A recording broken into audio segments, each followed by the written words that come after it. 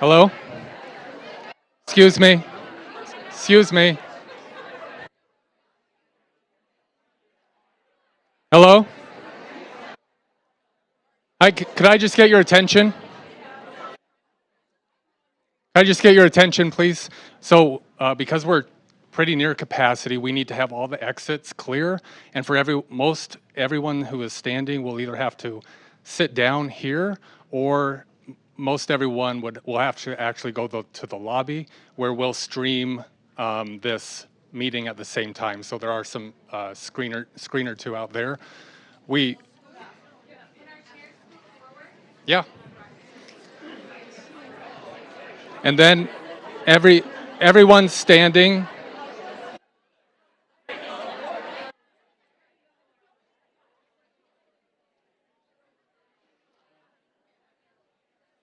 All right, so we need to clear both exits. Everyone standing will need to sit down here.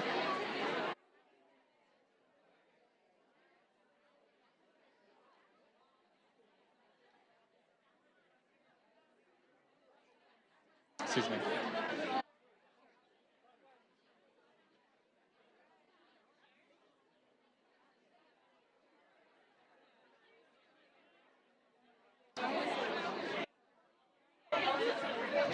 All right, we need to continue move from the exit. So we need to move everyone out from here or go to the lobby. We need everyone to sit down if you're going to stand here.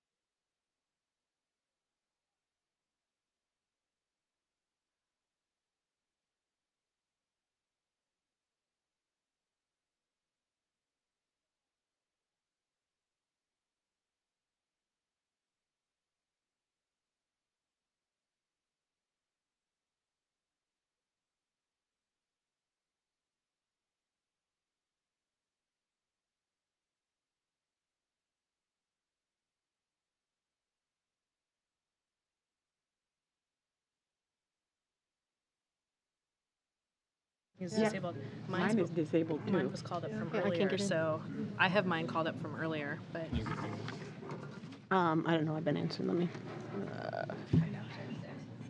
Mine says 4 minutes. Yes. It says 4 minutes. You're not going to be able to get in it. mine's completely locked. I'll share with you. I'll share mine To with which? you. Oh, no, I can. She turned them off for us. Because I have it called off. I agree. I got nothing.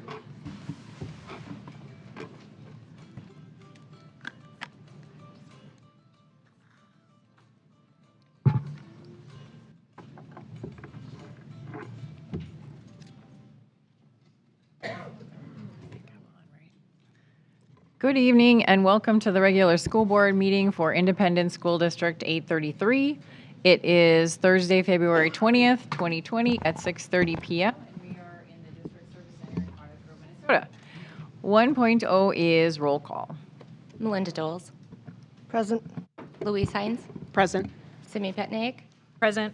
Pat Driscoll, I need a slash or something. Sharon Van Leer, Present. Katie Schwartz is absent, Tracy Burnett, Here. Maya Mayer, Here. Hannah Poor, Here. Emily Thompson is absent. All right, thank you. 2.0, please stand and join me for Pledge of Allegiance. To the flag of the United States of America and to the republic for which it stands, one nation, under God, indivisible, with liberty and justice for all.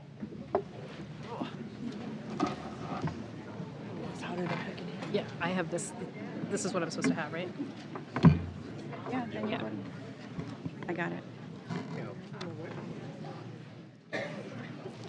3.0 is the approval of our agenda, and we do have one amendment. We are going to move 8.1 after our district highlights. So with that amendment, I will entertain a motion to approve. So moved. Second. So moved by Sharon, second by Melinda. All right. All those in favor say aye. Aye. Any opposed? Motion carries. 4.0 are district highlights, and we're going to be announcing our teacher teacher of the year nominations, but I don't have who's doing that. Oh, sorry, Todd Herbert. Your name's not here. Good evening, School Board Chair Burnett, school board members, and Dr. Jacobus. My name is Todd Herbert. I'm principal at Park High School.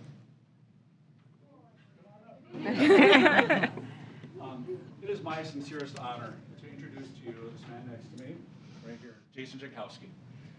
Mr. Jankowski is a teacher of special needs students at Park High School and our distinguished nominee for Minnesota Teacher of the Year. Jason has supported students at Park High School since 2012, working in a Setting 3 program for our emotionally and behaviorally disabled students. I'd like to share some words that describe Mr. Jankowski. He's kind-hearted. He's student-centered.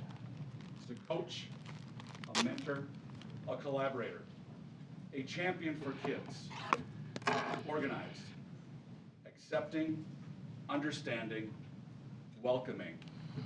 And his role, calm, cool, collected, is essential. These are just some of the attributes that contribute to Mr. Jankowski's outstanding professional accomplishments as an educator at Park High School. He not only represents Park High School, but the many, many educators that do so many amazing things every day for our students. I'm very proud, and I'm honored, and I'm humbled to work with such a quality individual who will do anything to help his students find success. Mr. Jankowski, thank you for what you do for our students.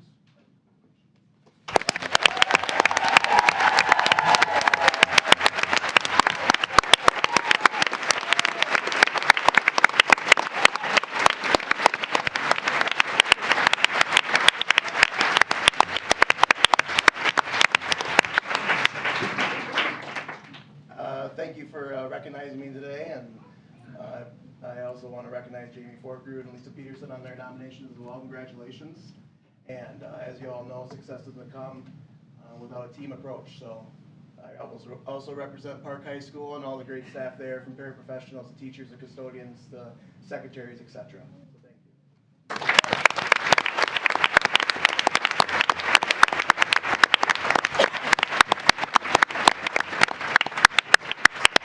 Jolene Mast. Thank you. Good evening. My name is Jolene Mast. I am the principal of Pine Hill Elementary, and it's my pleasure to introduce Forkrud, who is a special education teacher here at Pine Hill Elementary in our ABC program. I'm not surprised that Jaimie was nominated for this award and this honor. She is an amazing teacher who always goes above and beyond for the students and families that she serves. Her motto is regulation before education. She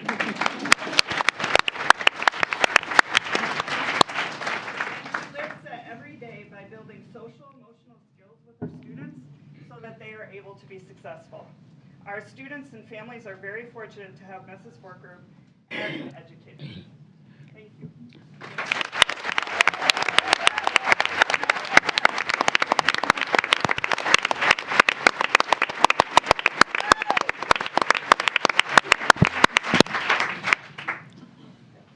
Good evening. I'm Mike Moore, principal of Liberty Ridge Elementary, and it's my honor to introduce Lisa Peterson this evening. Lisa Peterson is a 4th grade teacher at Liberty Ridge. This is her 6th year at our school, and it's her 16th year in the district. Lisa is an educator who is student-centered. She leads co-leads our student council. She has built wonderful relationships with her students. Countless families who've had one child go through her classroom come up to me and say, could we have our other child or other children in her class? And that's because she communicates so well, she meets their needs, and she cares greatly about their children. So I'm truly excited to recognize Lisa for this recognition.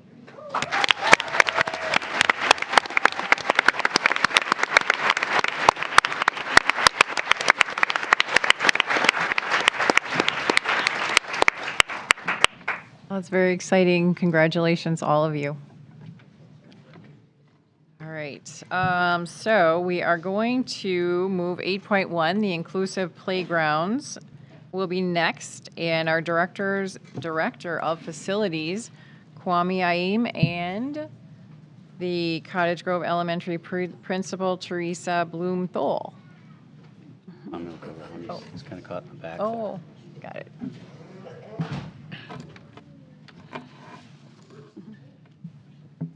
Good evening, everyone.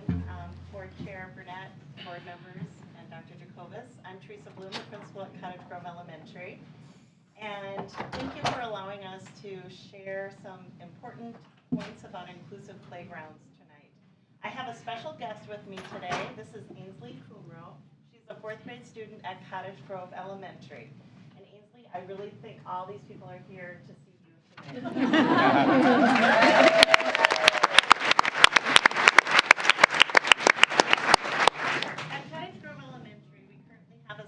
Special education program with 17 students. Of those 17 students, 9 of them have physical limitations and need assistance with mobility, either through the use of a wheelchair, walker, or an adult. Last year, Ainsley wrote a letter to me describing an experience she had with a classmate who uses a wheelchair for mobility. The letter made a significant impact on me, prompting me to share it with district administration with the hopes of being able to move forward with an inclusive playground.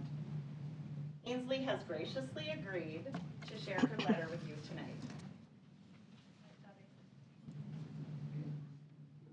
I think we should make our playground wheelchair accessible. My friend needs a wheelchair to get around. One day at Kids Club, he asked if he can play on the playground. My friend and I looked at each other for a while, then said something we both did not want to say. But we had to, and this is what we said to him. Your wheelchair can't get up there. I could tell he was sad. That is why I want to raise money for this. Please say yes to help this friend and our other friends in the playground. Have fun on the playground and play small.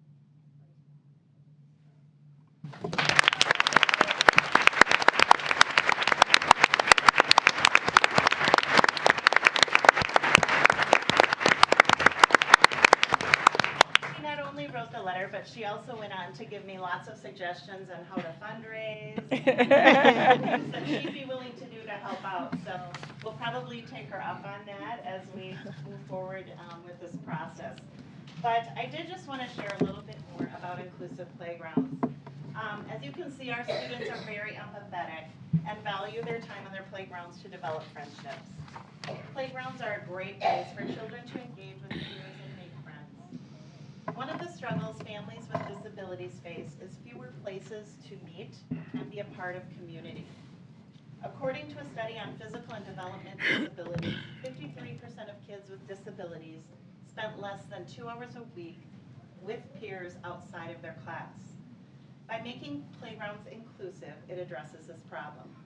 Children of all abilities can play together and learn together. This is where inclusive playgrounds come in. Inclusive playgrounds do allow children to engage and play so that everyone participates in the fun and social interaction. This is inclusion. They create community engagement and increase usage across diverse groups of students. They encourage children to gain confidence and skills while promoting a healthy lifestyle. They allow children to grow and develop relationships and provide learning opportunities. Now, an inclusive playground is about more than just wheelchair ramps. Although those are important, a wide range of design elements should be included in the play space so all children can interact with the structures and other children. We considered factors like movement, sound, texture, and versatility. Activities such as swinging, sliding, climbing, spinning, rocking have both physical and cognitive benefits for all children.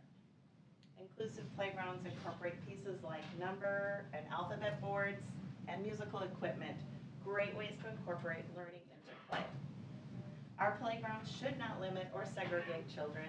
It should be a place for children to come together and learn from each other.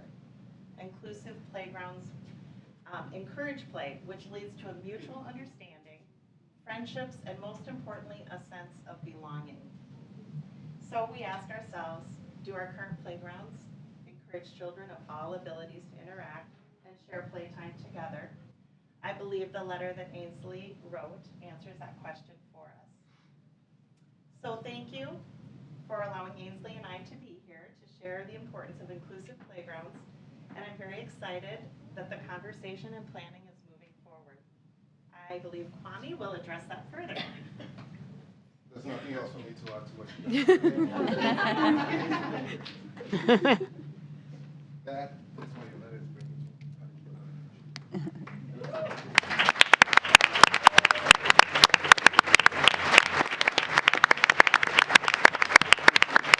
to make it possible.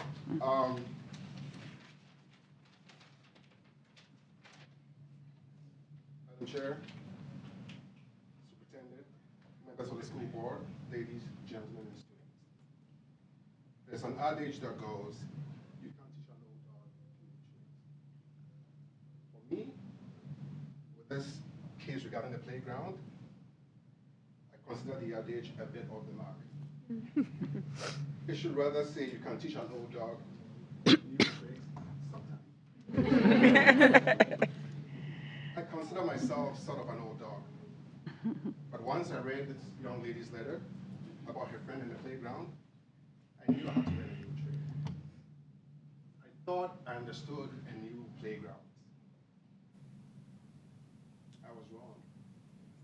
I had to take a crash course on playgrounds from installation, inspection, repair, maintenance, city, state, and federal ordinances and laws, talking to peers, vendors, safety experts, and so on.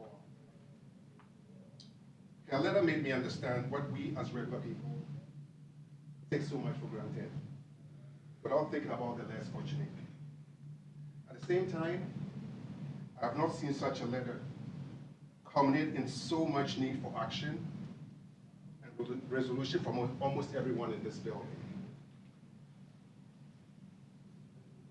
Because of her letter, we now have a better repair and maintenance system in place for all playground structures in the district. 4 of our elementary schools needs these ADA accessible playgrounds structures. The price is steep and it's going to be steep. But for the kids, I think it's the right way to go. The plan is to have all these in the next 4 years, starting this summer. We will gradually go back to the rest of the 10 or 11 elementary schools that we have. All this is possible because of this young lady.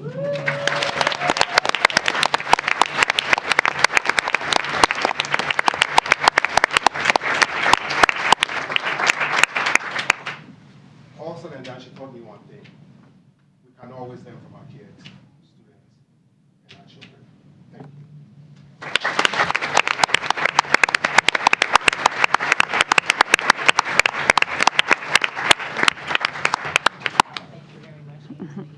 Quite a difference. It's awesome. All right. Before we head into our public comment, Dr. Jacobus has a statement he wanted to read. I know that most of you hear about the contract and about some of the things that have taken place. I'd rather speak from the heart, but because of the complexity and making sure that I follow through, I'm going to read a statement. I don't do well with that, and you'll see. But I wanted to say a few words before we get into the issue. South Washington County Schools and the United Teachers of South Washington County continue to negotiate a new employment contract that provides an increase in compensation and allows the district to effectively manage expenses and classroom resources. The current 2017-19 teachers contract remains in effect until a new agreement is made. Throughout the negotiations process, we have had collaborative and professional discussions and have worked together to continue our mediation process. Granted, it has taken longer than everyone would like, largely due to scheduling, but negotiating a fair contract does take time, especially with the limited resources, balancing the needs of teachers and kids. We also know that teachers deserve the best, and we wish we could offer more. If the state funding had kept pace with inflation over the past 18 years, we would have had nearly $640 per student more to spend on educational programs and staff. Unfortunately, we have had to make budget cuts over the years, and we have not been able to restore those cuts. For example, on days like last Thursday and even this morning, I think about the extended 2-mile walking distance for high school students in the district. We had to make those reductions to limit transportation costs. I'm also concerned about our lack of additional mental health supports in our schools, the unfunded mandates for our special education and our programs for English learners, and the staffing levels that we know are needed. All of these are important, and prioritizing one over the other is nearly impossible because these decisions directly impact our students. For now, we must balance the needs of our 10 other employee groups, our students, and ensure we honor our teachers for the work they put in every day. We appreciate the creative solutions the union and our negotiations team came up with in December when union leadership agreed to a tentative 2-year agreement that would have provided flexible work days for teachers, increases to health care contributions, and salary increases in March and July of this year. Though members narrowly voted not to approve the agreement in January, the offer was $11.5 million, which is nearly 90% of the new funding we will receive from the state over the next 2 years. The remainder of the new funding also needs to address our other employment contracts and the inflationary costs of running a district this size. On average, the tentative agreement provided an increase in total compensation of approximately $7,000 per teacher for the life of the contract. That's a 6.75% increase over the next 2 years. This amount included an increase in steps and lanes. Teachers who qualified to receive their steps increases were moved up on the salary schedule in July of 2019. Outside of the contract discussions, the district listened to our teachers' concerns regarding needing more time to do their very best for students. We brought calendar changes to the board, who supported altering the elementary and secondary calendars. Elementary teachers now have assessment days prior to the start of the school year, so they do not need to assess their students while trying to start the new school year. We also added 5 work days for elementary teachers this year, 2 for conference preparation time, and 3, 1 after each trimester, to complete work and prepare for the next trimester. We added the same 3 work days after each trimester to the secondary calendar. The board approved these changes by reducing the number of instructional days teachers had with students. We want our students in class as many days as possible, but we felt we needed to find more time for teachers, even if that meant reducing instructional time for students. In addition, during the negotiations process, we offered the opportunity for teachers to work from home on the new work days after each trimester. For the first time, teachers would have a benefit that many other industries offer and that the district believes is an important opportunity for our teachers. Once the tentative agreement was voted down, we worked with the union leadership to find new options within our budget constraints. On February 11th, a new proposal was put forward by union leadership, and the board will be discussing that for the very first time tonight in closed session. Since that proposal, we learned that the union leadership encouraged teachers to begin work to rule, which refers to only following what is in the employment contract. We welcome the contract being followed, but the implementation of work to rule directly impacted students during the last contract cycle. Negotiating a contract is a process. There are legal responsibilities and official notices that often occur during contract negotiations, including my letter to union leadership regarding work to rule. If there is an issue in our district where I am concerned about how it could impact our students or families, I believe it is appropriate and expected that I would communicate these concerns. In no way does this process take away from the value we place on our teachers, the time they spend to help students, or the resolve they exhibit to truly reach students through personalized instruction and building strong relationships. We are looking forward to continuing the collaborative process we have had so far and reaching another mutually agreed upon settlement. I really want you to know that the building administrators and the district administrators value teachers, and this is a hard process. And out of all the things that I do as a superintendent, I wish we were not involved in things such as this. I look at your faces, I see you in the classroom, I watch the amazing things that happen. Then we get into the difficult things of trying to manage a district without the funds. We lobby every year for more funding for education, we don't receive it. We have kids that come in every year with more and complex needs. And I am sorry that we are in a discussion where it feels that you are unvalued. And I'll stop there and thank you for your dedication to our kids. Thank you. All right, 5.0 is public comment. At this time, individuals may speak to the school board on any item that is not on tonight's agenda. The board will not respond to or discuss your comments. Character abuse or specific complaints identifying staff, students, or task force members will not be allowed. The superintendent may be asked to prepare a reply to your concerns. Our policy allows for 3 minutes per person. So, all right. We've had a few people sign up to speak, and I will apologize in advance if I mispronounce your name. Nick? Sorry.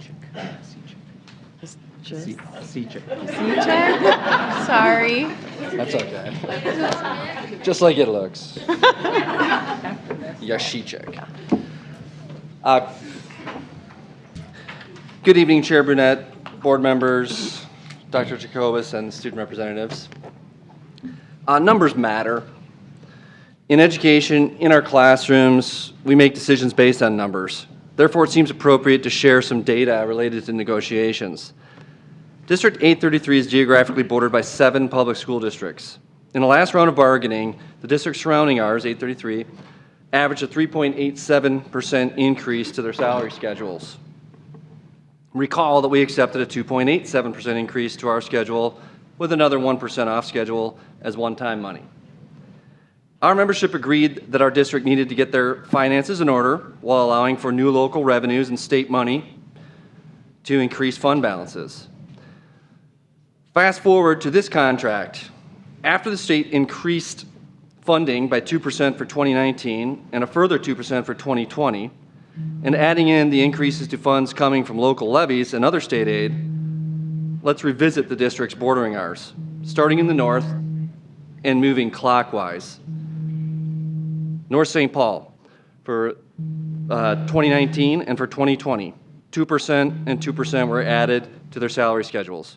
Stillwater, 2% and 2% were added to their salary schedules. Hastings, 2% and 1.95%. District 196, 2.55% and 2.55%. Inver Grove Heights, 2% and 2%. Seeing a theme here. South St. Paul, 2% and 2%. These districts average a 4.17% increase to their salary schedules over the biennium, while all receiving their steps and lanes. I would tell you that they received retro pay, but there is little reason to discuss retroactive pay when contracts are settled on time.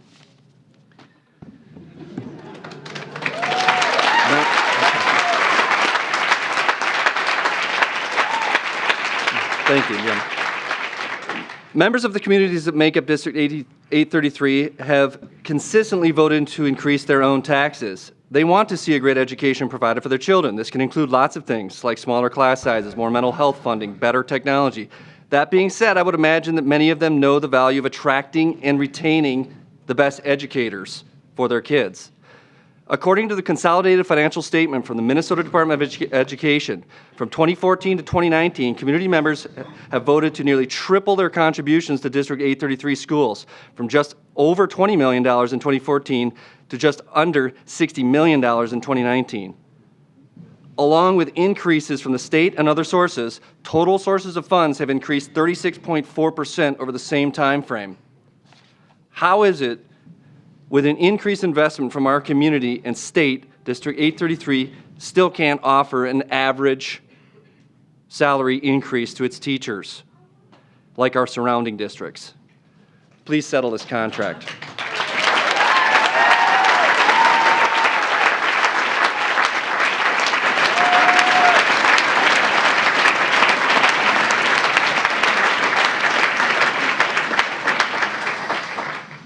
Adam Hayes.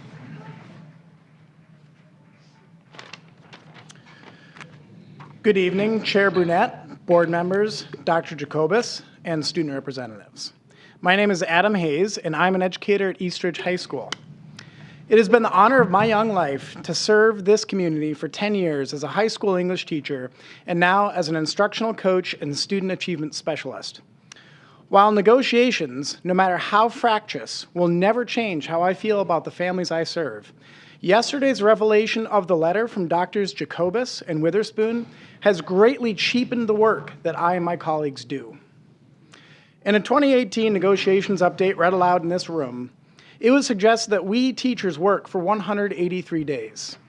Many of us audibly scoff at this in the video still available on the district website. For one of us to give just 5 minutes of assessment time to 175 students takes over 14 and a half hours. This does not come out of our time before and after school, when we are instead in meetings or engaged in the enjoyable work of helping students. Our 5 hours of prep time per week should help, but that time is often invested in preparing lessons.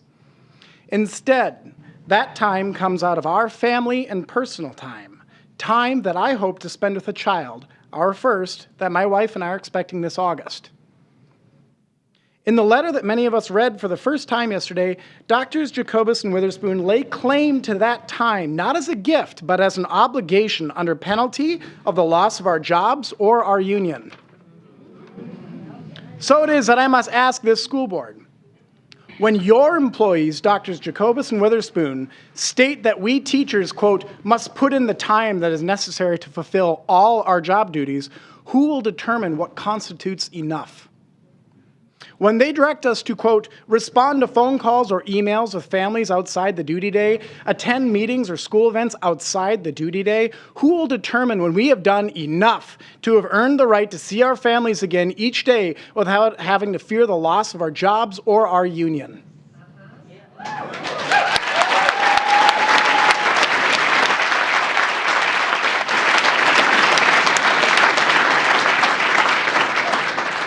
Will it be regarded as a, quote, work slowdown if I reduce my commitments after my wife and I welcome our first child?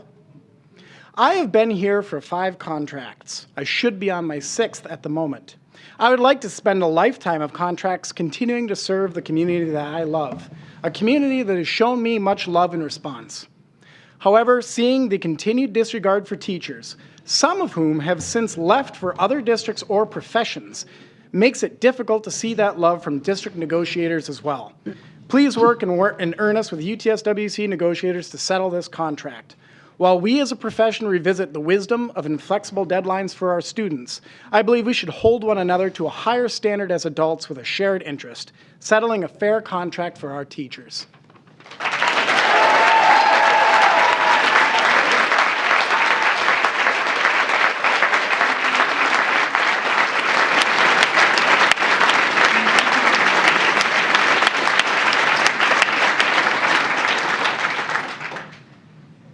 Megan Lohr.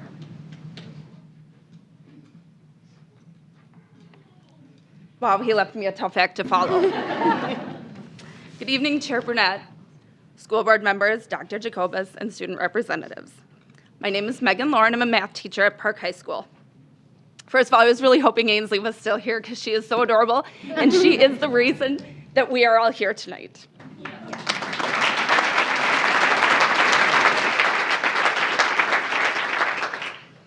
I'm here tonight to ask you to settle a fair contract quickly that is good for our families and our communities. Teaching must be an attractive profession, or else smart, talented young people are going to turn to other careers that pay better. We need these people to prepare the next generation of South Washington County business owners, decision makers, and community leaders.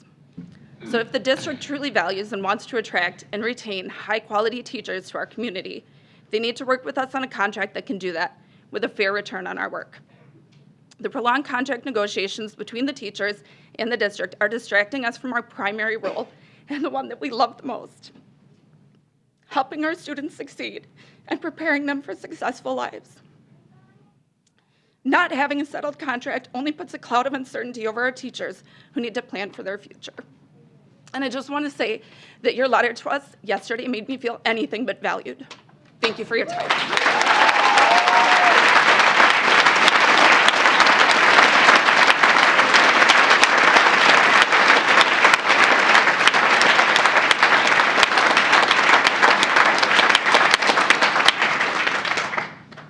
Marty Phrygian.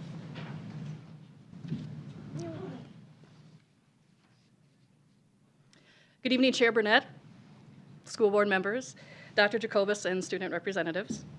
I am Marty Phrygian, President of the United Teachers of South Washington County. First, as this is School Board Recognition Week in Minnesota, I want to thank our board members for their service and commitment to our students and communities. So thank you very much.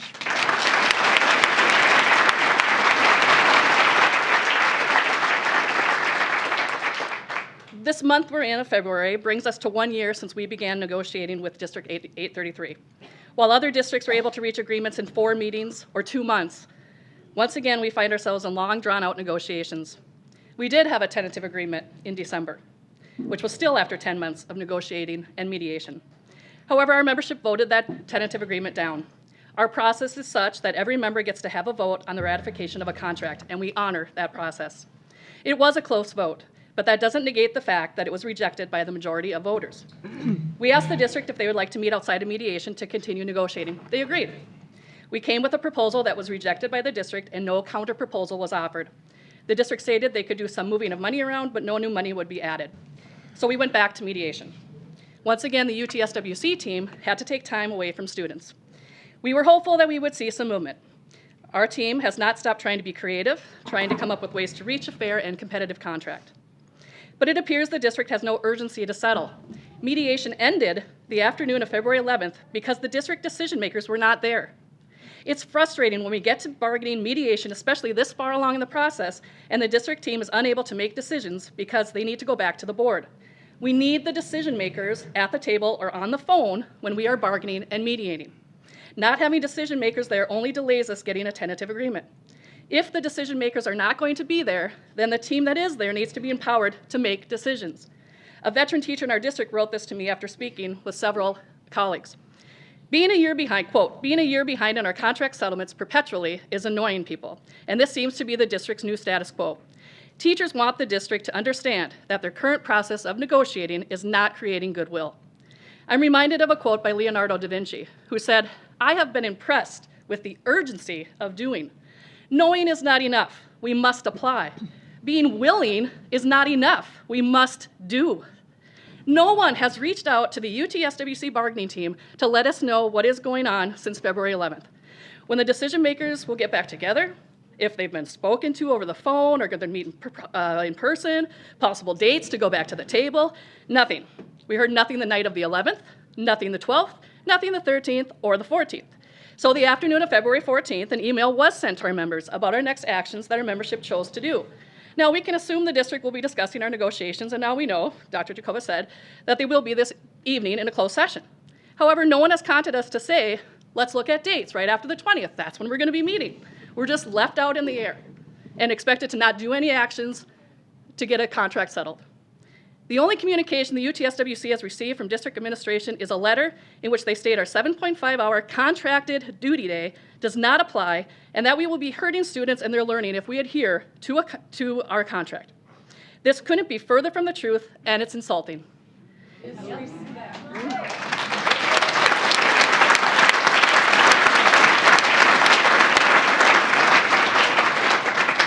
Either you've never walked in our shoes, or sadly, you don't remember what it's like to walk in our shoes.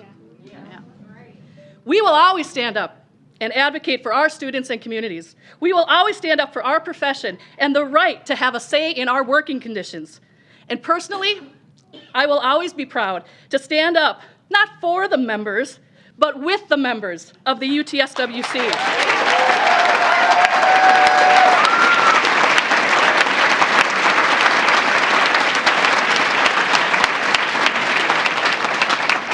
In our union, there is no I, us, or them. There is only we. And we do believe a fair and competitive contract is out there that recognizes the work we do. And we believe that we are close to a settlement. So let's get this done. Like Da Vinci, we ask you to be impressed with the urgency of doing. I know we all are, right? Yeah. Right.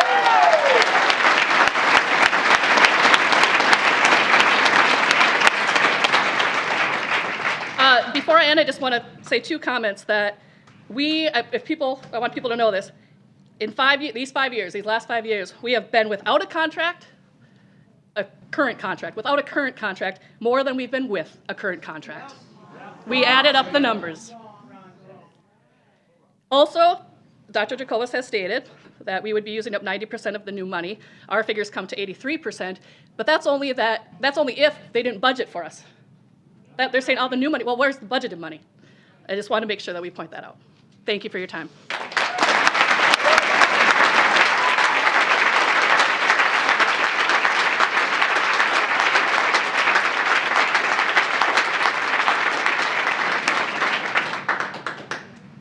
David Peters.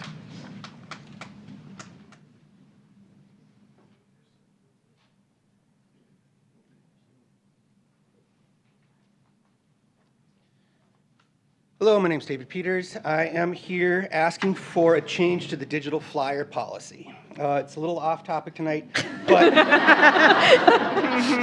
it really pertains to our unpaid teachers of enrichment programs here in our local communities. The digital flyer policy is devastating to our local communities, enrichment programs, our youth programs.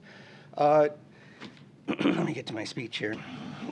Please add the terminology, either congressionally chartered organizations may paper flyer take-home materials, or allow providers of approved digital flyers to also submit paper flyers for take-home folders. When digital flyers are the only way, we're not getting the numbers in our programs. I'm seeing fewer numbers as a coach in the Woodbury athletics programs. There's fewer teams. I'm seeing way fewer numbers in scouting programs, and that means we're not having a full community. Paper flyers had a 100% open rate. Digital flyers have an open rate under 1%. Paper flyers had a 10% response rate. We are not getting 10% of whatever less than 1% we're getting. To preserve our local youth enrichment programs, please change the digital flyer policy. Within the No Child Left Behind Act of 2002 is the Boy Scouts of America Equal Access Act. This act basically says if space is given to any outside organization, it must also give same or equal space to organizations listed in Article 36A of that act. What this means is that what the BSA Equal Access Act means is our federal government finds value in the programs it protects.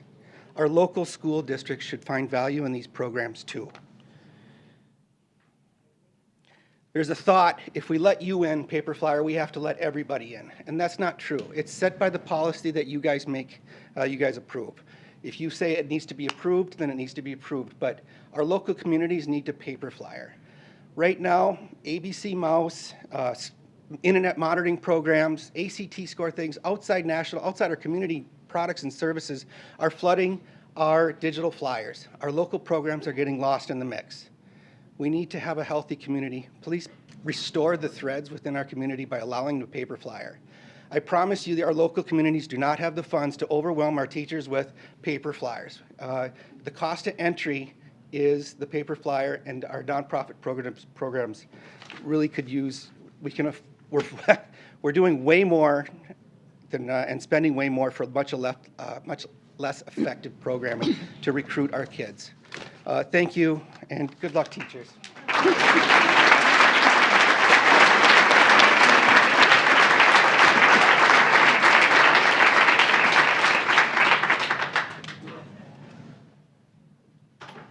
Jacinta Rivera?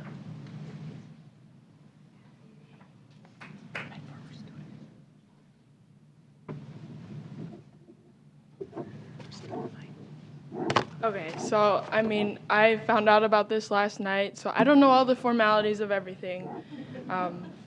Forgive me for that, but I did want to talk a little bit about my own personal testimony with the District 833 education system.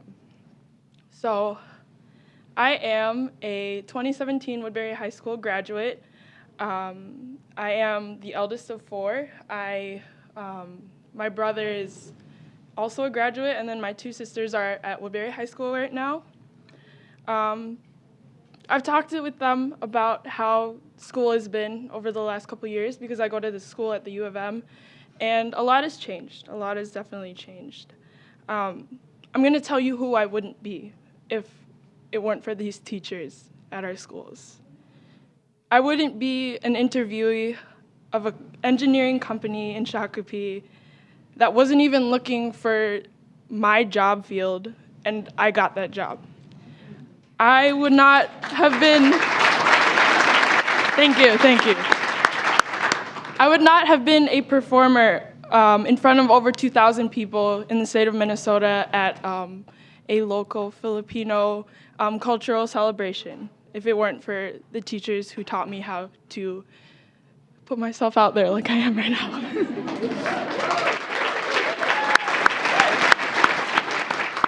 And I wouldn't be the secretary of that same cultural society group. I wouldn't be the co-founder of a campus-based faith organization with over 50 active members, and I wouldn't be the head of logistics of the logistics committee of a conference in the Midwest here for that same group. These teachers have taught me so much how to be who I am, and it wouldn't have been for that, or if not for them, I wouldn't be who I am today. I'm going to talk. I wish I could say some of their names, but I know that that's not permitted. But I'll talk about the different subjects, okay?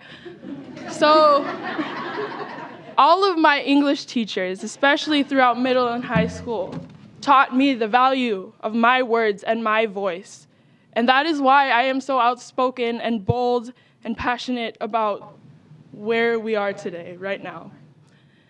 My math teachers, they taught me the value of curiosity and learning and having a passion for that learning to be the engineering student that I am and will graduate pretty soon. My science teachers taught me the value of perseverance and wonder in this field. It's hard to be an engineer. It's hard to be, a student in the science field, in the STEM field. It's not easy, and it doesn't just take intelligence, it takes perseverance and studying and a will to that drive. My art teachers, I love my art teachers. They taught me the value of creativity and innovation and boldness. If it weren't for my art teachers, I wouldn't have been able to create all the things I have. I was in Science Olympiad, and if it weren't for my art teachers, I wouldn't have been able to create some of the things that I have in that field and placed first place, third place, second place in those events for that reason. My social studies teachers, they taught me the value of passion for others and understanding people for the differences that we have, that we share, and for the similarities that we share among those differences.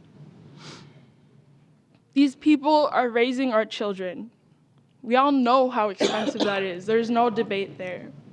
For the sole reason that we only desire to have the best for them and each and every one of our kids.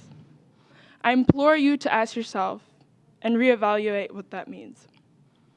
When I was in choir at my freshman year in college, we sang this song, and it's called It Takes a Whole Village. I'm sure all of you have heard the phrase, it takes a whole village to raise our children. It takes a whole village to raise just one child. We all, everyone, will share that burden, and we all, everyone, will share that joy. If these teachers are the gatekeepers of our kids' growth and support, then you are the gatekeepers of our teachers' growth and support. If you value our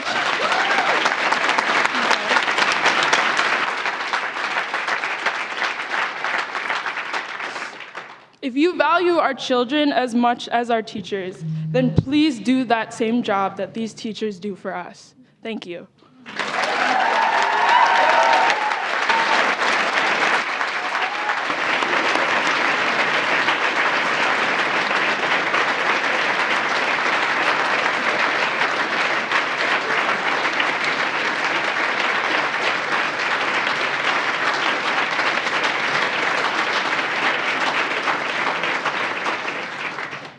Justin Olsen.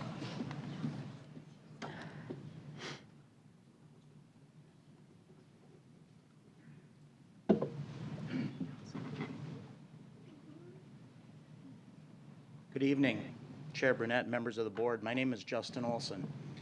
I am a longtime resident of the city of Cottage Grove who went to District 833 schools way back when. 1988, graduate of Park High School. Very proud of that. Thank you. I have 2 kids at Park right now. One's a senior, one is a sophomore. In fact, many of you teach my kids, and thank you. And I'm also a member of the Cottage Grove City Council in my 9th year. When I look around this room, I see lots of faces that I've seen on the doors when I'm out door knocking asking for your vote. I see friends. I see people who are my constituents. And most certainly, I see people who love kids. And I can't thank these folks enough for what they do for the kids in District 833. And I would ask that the board exhibit that same love towards our teachers, our educators, our staff members who transition that love down to our children each and every day so that kids like mine can have the successful and fulfilling experience each and every day that they've been able to enjoy throughout ECFE, kindergarten, their elementary years, middle school, and high school in District 833. It's been amazing. I am also a 25-year multi-unit supervisor in retail, so I've got some management experience under my belt. One of the things that I often teach my team members is that everything is a people thing. I can have the greatest buildings on the best corner in town with the freshest product I can put on the shelf.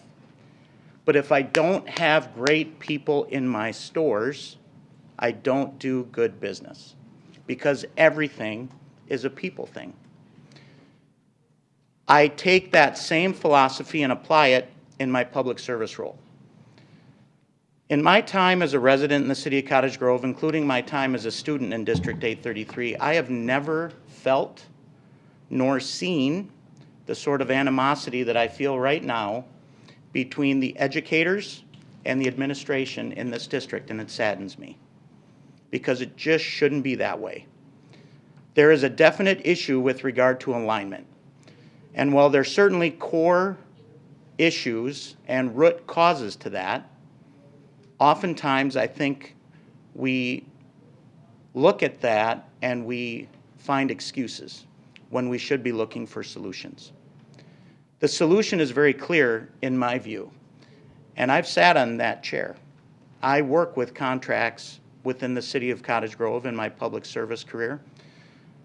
We have union negotiations that take place with regularity, and I can tell you that as a council, we simply don't accept what you're dealing with right now. And it boils down to you get what you tolerate, which is something else I teach my team members. And if you tolerate this sort of behavior, which it appears has been going on for the last 5 years, you're going to continue to get it. So I support these folks. I stand here in support of the teachers of South Washington County who are, again, my constituents, my friends, my neighbors, and most of all, the people who teach my kids each and every day. And I ask you to get this contract resolved, get it fixed. Everything is a people thing. Without these folks in our schools, we don't have great public schools. And one of the reasons that I live in this community today, and one of the reasons my family moved to this community many years ago and put me through school in District 833, is because the reputation was, you want a great education, 833 is the place to be. Well, I'm not willing to sacrifice that, and I hope you're not either. Thank you.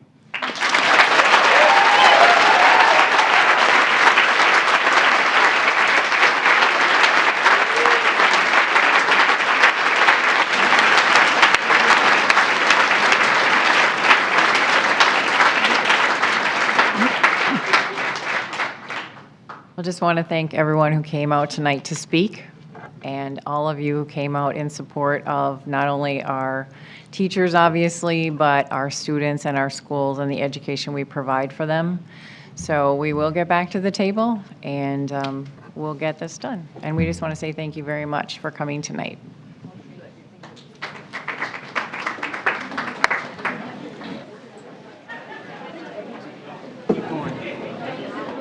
Well, I'm right.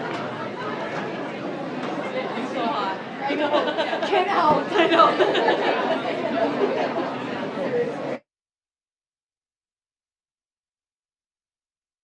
No, you're not leaving, are you? Oh, run, girl, run.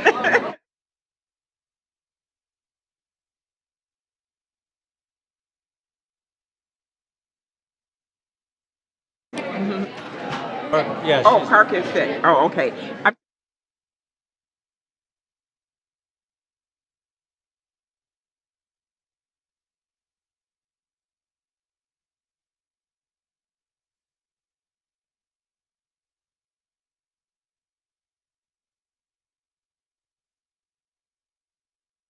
What?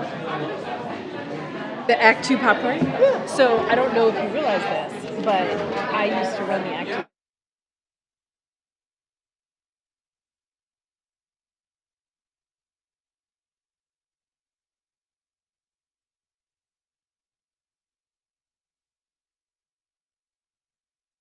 I lobbied.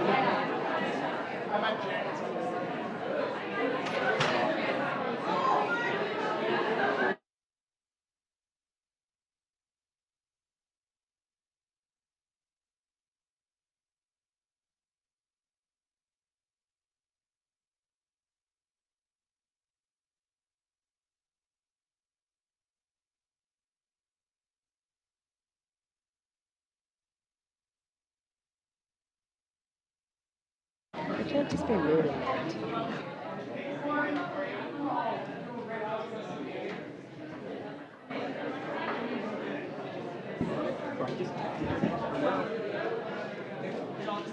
All right, we're up to 6.0, which is our consent items. All consent and will be approved by a single motion. There will be no separate discussion of these items, but prior to the meeting, board members did have the opportunity to review each of them and could have requested that one be moved to an action item. We don't have that this evening, so I will entertain a motion to approve our consent agenda. So moved. Second. Moved by Sharon, second by Pat. Yeah, fine. Okay. So moved by Sharon and second by Pat. All right, all those in favor say aye. Aye. Any opposed? Motion carries. 7.0 are workshop items. Those will be on our March 6th agenda. 8.0 are information items. We are up to 8.2, which is the review of our Indian Education Plan and Parent Concurrence. Our Director of Achievement and Integration, Corey Thompson, will join us. Good evening, everyone. Madam Chair, board members, and student reps. Oh, they're gone. Student reps. I'm sorry. Really bad? No, I was like, wait, where did they go? We're good. Sorry. I'm Corey Thompson, Director of Achievement and Integration, and I also have to introduce yourself. Brittany Amatrano, Native American Culture Liaison. And our goal for this evening is to talk to you about the American Indian Program. Just want to first, there's a picture. I came to the district last October. This was our first family night. I always like it because it shows some of our district staff that participated that evening. And we've had many more family nights since then. We just had one 2 weeks ago, actually. I'm going to go ahead and get into information about state funding for the American Indian Program. School districts that have 20 or more American Indian students are eligible to apply for aid. Also, the purpose of the program is obviously to increase academic achievement, decrease the dropout rate, to improve school climate of American Indian students in a culturally appropriate manner. We also receive federal funding, which is called Title VI, and that funding is again designed for academic and student achievement. In order for our district to get it, American Indian students' families have to fill out a Title VI form. Also, too, with federal funding, we always continue, well, I should say Brittany, not me, continues to encourage our families to complete the form to get more funding for us. Also, too, the Title VI impacts and provides funding for family nights, cultural field trips, college tours, and our parent advisory committee and professional development for staff here in the district. The next piece that I'm going to go into are our goals that we have. The goals that you see will also be the goals from last year, so I'll give you an update about that, and the ones we're also going to continue on moving forward. So goal 1 is initiate collaboration between early childhood programs and the American Indian programs. So that's just making sure families are invited to any events that we have, and it's also about building community. The second goal is all American Indian third graders will achieve at grade level literacy. Our next goal is the proficiency gap between our white students and our American Indian students. And we're talking 3rd through 8th grade, 10th grade, and 11th grade here in our district based on the MCAs. So in 2018, our goal at the time was 24.99% in 2018, and there was actually a decrease. So basically the gap between our white students and our American Indian students closed. Which you can see here, so it went down to 14.21%. So we met our goal last year, and so the reduction was at a 10%, almost close to 11% for our students. So again, closing that gap between our white students and our American Indian students. If you look at the next goal, which is goal 4, another goal was ACT score for American Indian students. And we'll increase from 18.25 in 2018 to 20 in 2019. And the average goal for our American Indian students in 2019 was at 20. That was 5 students that were taking the ACT. So we did meet that goal, and so our students' average increased by 2 points. Our last goal was goal 5, which is the graduation rate for American Indian students in our district. Will increase from 75% to 78%. If you notice the numbers, because it says 2016, 2017, we have to wait until July 1 of that year, so if that makes sense. So the goal was not met for 2017 because 3 out of our 4 students graduated, but then our other student did graduate, but it came in after July 1, if that makes sense. So we consider that we met that goal because all of them did graduate. It just didn't fall in the measurement time or window of time. So some of the strategies that Brittany has done, and she'll get into more about that, is as a community culture liaison, it supports students and families, professional development in American Indian education and history, obviously the Parent Advisory Committee, family engagement events, and then the American Indian education and resources for our district. So I'm going to turn it over to Brittany. And then I'll go over the highlights. Starting off with beginning of the school year, Shakopee Mindewakanton Sioux Tribe donated 100 backpacks that went to our families who needed them. We held quite a few family nights to build community with our families. I attended the Minnesota Indian Education Conference and also the National Indian Education Conference that was in Minneapolis. And also we took our middle school students to the Shunka Wakan Native Youth Camp, Healing Through Horse Nation Cultural Values. Got a lot of feedback, a lot of parents loved that one.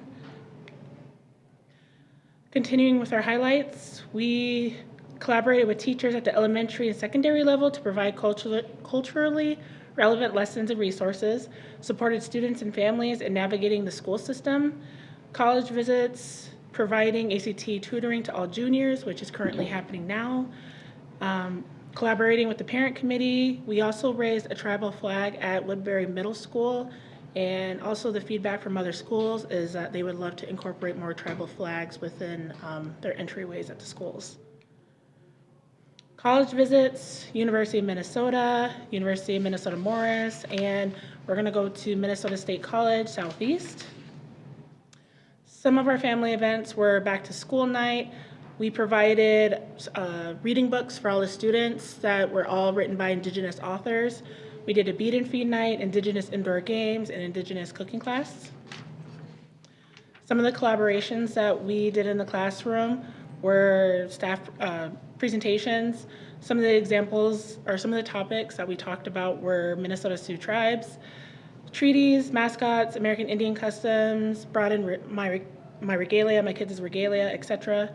And then some of the sixth grade teachers participated in Minnesota Makoshe, which is professional development for sixth grade social studies teachers.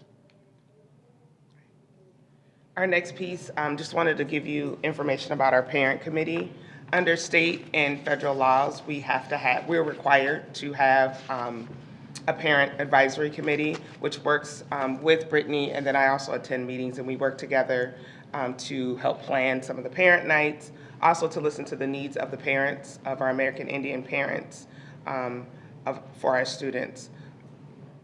Next piece is on our parent committee members, we have Janice Erickson, who's the chair, Bob Tweedy, who's the vice chair, and then we're in the process of recruiting more parents to be a part of it.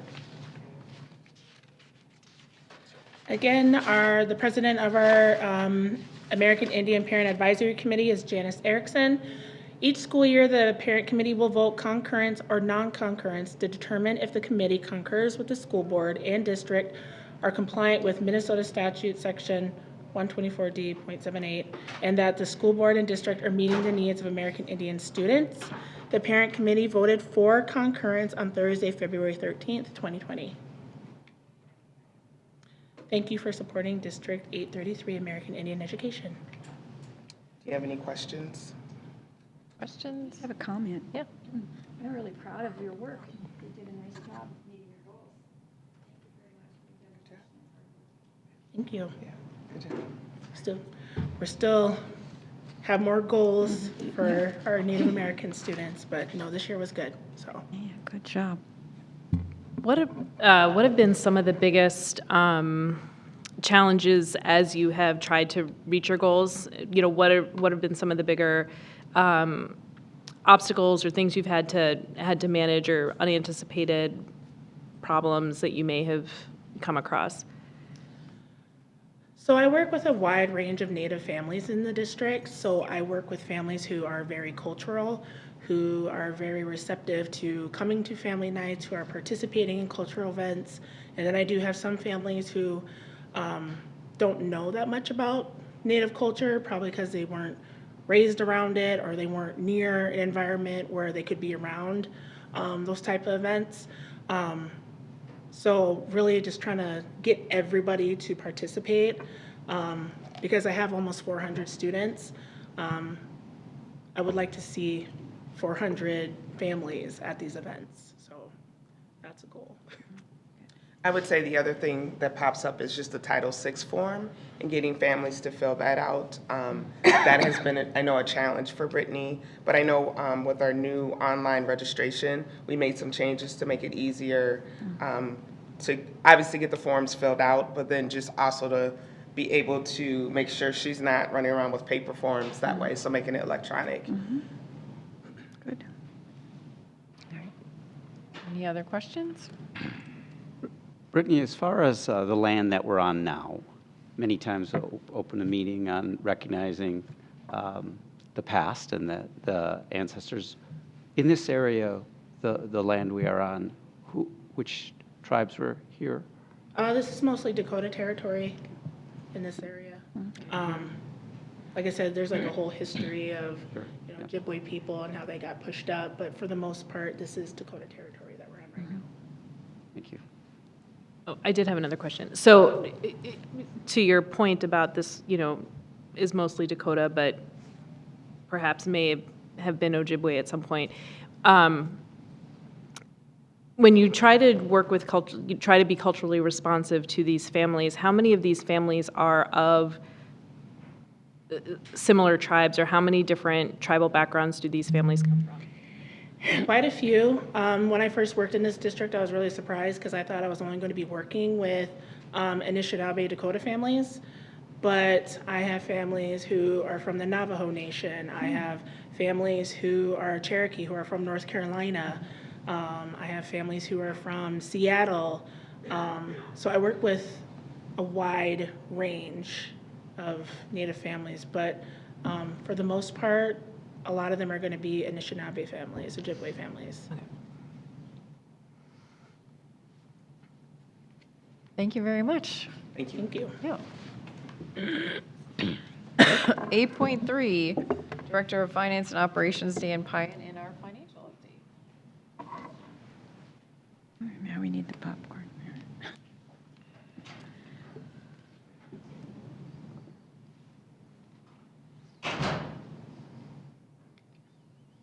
There it is. Good evening, Chair Burnett, members of the school board, student members of the school board. Tonight I'm here to give you our monthly financial update. And actually tonight it's more focused on, educating some of the school finance 101. So you're welcome to ask any questions whenever you want. It's information only, and if it helps to ask them more immediately, that's fine too. Yeah, I don't know. I don't think I've talked to you guys since the Super Bowl, actually. It was 50 years ago when the Vikings played against Kansas City, and to see Kansas City win, it was really tough on me because I was, 9 years old, and I remember that game. And it reminded me of a friend I had who worked for the Vikings, and I probably told some of you this before, but his father had said to him, he said, "Son, I have just one request. When I pass away, can you get some of the Viking players to be pallbearers at my funeral?" And he said, "Sure, Pops." And he goes, "Well, why?" And he goes, "Well, I want them to let me down one more time." Oh, not nice. School of Finance Essentials. So Minnesota School of Finance. Now, there's a few federal things that happen, but every state finances their schools differently. And you really won't find, and I've talked to many different state people and stuff, and from different states, you really won't find any of them that do it exactly the same. And some are run differently too. I mean, in New York City, the city's in charge of all the schools, things like that. But in Minnesota, which is where we are, which is most important, we have a different finance system. It takes a while to learn it after a while and to see where the money comes from and where it goes. So what they've done in Minnesota is they've made a rule that all districts have to use the same revenue and expense codes. And you might think, well, that's kind of obvious, but it's not. I worked for counties. There's 87 counties in Minnesota, and we did not use the same systems, and we did not use the same codes. So you ask, well, why do we all use the same codes? Well, there's 340 plus school districts. By using all the same codes, and if we're using them properly, which is, you can always put money in the wrong spot, but it allows us to compare to other districts. It allows us to compare lots of things, everything from revenues to expenses to student counts, all those kind of things. It also allows the state lawmakers to track what's being spent in certain programs. And as we talk later about restricted revenues, most of these restricted revenues and finance codes come about because of legislation that somebody may want to introduce a program that would actually just be geared towards a certain function. Well, if we all use the right codes, they can see what's happening across the state. Our code system is called UFARS. It stands for Uniform Accounting and Reporting Standards. It's 17 digits. And our budget is quite large, and we actually use over 20,000 different codes. And only one person knows every one of those codes, and it's not me, it's the person in the office next to me. The codes represent different things. And the reason I bring this up is because it explains a little better how we track finances and how the finances work. So we always distinguish the fund. We distinguish where the expense is being happening, the location. We distinguish the program. And then sometimes we have to restrict it with the finance code. And then we always, at the end, say, what was it used for? And that's the object code. So object code 140 is for all salaries, or for teacher salaries, excuse me. Object code 401 is for general supplies, things like that. So we could just sort all our codes, 20,000 codes, by all the 401s, and we could see exactly how much we spent in all the supplies in the district. So the reason we separate those by codes, and like I said, the reason we do this is we have program codes that tells us what it's for. So a program could be English language learners. It could be high school English. It's all these different programs we put in there. Object codes, what did we buy? Supplies, did we buy salaries? Did we buy health insurance? Location, where did it happen? Was it Park High School? Was it the district office? And then the finance codes is where did the money come from? And we'll talk a little bit more about that when we talk about revenues, but the finance codes tell us that you can only use it for this purpose. Now, if the finance code is 000, that means it's unassigned and it could be used for anything. As we look at our fund balance, we're always going to want to know how much money is in our unassigned fund balance, because the finance codes that are restricted, that money will be used for the proper purpose. And then the fund, and that to me is more whose bank account is it. We have these separate funds. We have the general fund, which is mainly the one that we focus everything on because we know that money has to be at a certain level. We have school nutrition. They must always stay afloat.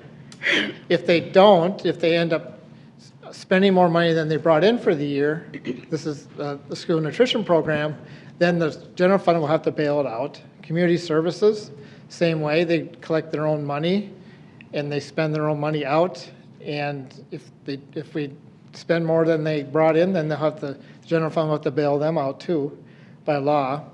We have construction accounts, which is just used whenever we're building something. And then we have debt service, where all the tax money goes to pay our bonds off. And we have a couple other funds. So when we look at our revenue, for all our funds, the ones we just talked about, it's about $306 million. Most of that is the big blue area, which is the general fund, about $250 million. These other revenues that come in for food service, community services, building construction, debt service trust fund, and OPEB trust, those dollars come in, are already accounted for, they're already spoken for, they're going to be used exactly for those purposes. So then we narrow down to the general fund. And of the $249 million we have for revenue, you can see that most of the money is coming from the state, and most of it's in the form of state aid. There's a formula aid and there's special education aid, which are the two largest ones. The next biggest chunk, 25% of your revenue, comes from the local, and that's basically your referendum revenues. And then there's a little tiny slice that comes from the federal government, about $4.2 million. So as we look at revenues and say, where do they come from? Just always remember there's two types of revenue that are going to guide how our finances go, and they're the unrestricted revenues and they're the restricted ones. So the unrestricted revenues are, the biggest chunk of it comes from the basic formula. That's determined by the state legislature. So when they say the formula, they're saying this is amount someone at some point figured out it costs to to educate a child in Minnesota. Now that number has not kept up over the years. But in 1920, this current year, the amount is $6,438 per pupil unit. Now, I say student a lot, but we get paid on pupil units. And simply put, a pupil unit is just a student number based on what grade they're in. So if they're between kindergarten and sixth grade, you would take the number of students times 1.0. So that's a 1.0. And then for every student from 7th to 12th grade, we multiply by 1.2. So your pupil units are always going to be higher than your student numbers. I don't know why they went to pupil units, to tell you the truth. I think it used to be different. They used to have them where you only got, they broke it down to 4th through 6th grade. I mean, it was kind of complicated, and some of them were less than 1. I guess the reason they do it that way is to recognize that it might be more costly to run a high school than it is secondary school than it is to run an elementary school. So our pay is based on pupil units. The state aid, we get the 6438. So simply put, you take the 6438, multiply it by the number of pupil units. In our case, we have about 20,293 pupil units, and our state aid is $130 million. This money can be used for any expenditure. This was highlighted earlier in one of the talks. In Minnesota, with their system in place where they use a basic formula to figure out most of the state aid, that number has not kept up with inflation. Since 2003, it's about $639 per student behind inflation, meaning that if they just would have kept the formula up with inflation, we would have $640 times 20,293 more in revenue each year. That doesn't say that the state might not have the money to do it, but you can see that the green line where over the years they had a couple freezes, and you can see the red line where expenses naturally went up over. Those are just straight inflation numbers. There's also one more type of unrestricted revenue, and that's our operating levy. And that's authorized by the voters, meaning you have to have an election to get this authorization. It's different for every district because they all decide on how much they want to ask for in operating levy, and they have different needs and different demographics and things like that. Our district, in District 833, for the 1920 school year, the amount is $1,837 per pupil unit. That's known as a referendum revenue. If you recall, we had 3 of these elections in a span of 4 years. We had one in 2013, we had one in 2015, and one in 2017. If our enrollment is 18,500 pupil units, then we have 20,293 pupil units. Our referendum revenue is about $37.2 million. Once again, this may be used for any expenditure. Some of our District 833 school board, for one of the elections, did put local restrictions on some of our referendum revenue, and we're still following those, meaning that $1.5 million of the referendum dollars were to go to improve security and safety in the district. And what we did was we added some secured entrances at most of our elementary schools. We paid for that up front, and we're using that 1.5 every year to pay off that loan. And then the other 1.5 million was to go to technology infrastructure improvements, and he's using that as a pay-as-you-go where he just uses 1.5 million every year. Hey, Dan, can I ask a question? Yeah. What is the cap on how much we can have in a local operating levy per student? We, at this point, we're about $100 below the cap. It's a little different for everybody, but because of the way it'll all get straightened out once they get rid of all the LOR. But if we calculate for us, we're about $100 under the cap. So if we wanted to do... So, the cap is officially like 23 something, but you have to take the 1837 and add the 424 to get to that. That's why I just make it easier and say we're $100 below it. So if we wanted to go, like if I said I want to do a levy and I want to go all the way to the maximum that we're permitted by law, it could only be, it could be $100, roughly $100 per pupil unit, so $100 times 20,000 pupil units. And that cap changes. Cap changes every It year. moves up with inflation and different things. So- Years it'll change. Okay. The cap, the state cap will change. The cap's a number for everybody. I'm just saying they calculate different depending on how much LOR you have. But that will change every year based on inflation. Okay. The cap will. Now, districts have a choice of having inflation in their vote or not. We do not have inflation in ours, so our number will stay the same. Okay. If you have inflation built in, your number goes up by inflation. But on the other hand, as Dr. Jacobus was pointing out, that cap will go up by inflation, meaning that we could ask for more as the years go on. Okay. And then the only way that the cap will change outside of inflation is through legislative action? Yeah, at this point, they have it as an automatic marker on inflation. There is 4 or 5 districts on the west side, and they're kind of asking me if we wanted to participate or not, but they're working on getting that raised. They're trying to get it raised up. Okay. It's not somewhat of an arbitrary number. It's still local control on whether the board asks for it or not, but there is a limit right now, yes. Okay.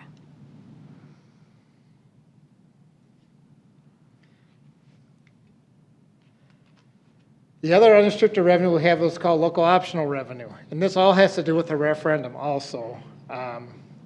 They've made some changes over the year with the laws that it was kind of hard to follow for a while. At one point, the state said the boards could just automatically just ask for $300 without a vote per pupil unit. Then they put that into the levy they already had.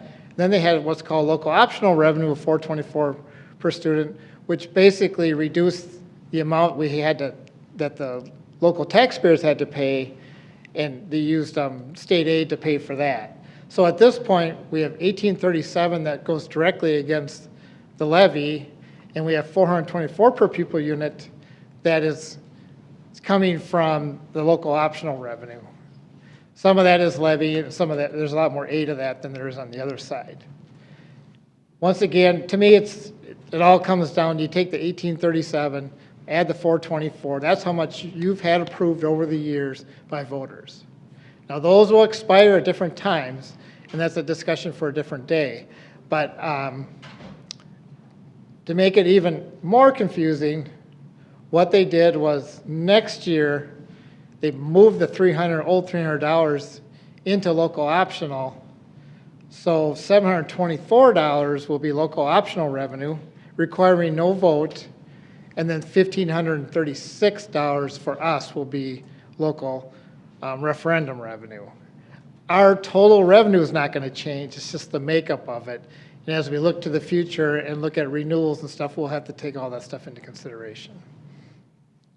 Once again, that can be used for any expenditure. So it's a total unrestricted. So these are dollars that are not tied to anything particular. You can see that if you add them all up, there's a few other aids that come in, pension aid, equity aid, and transition aid.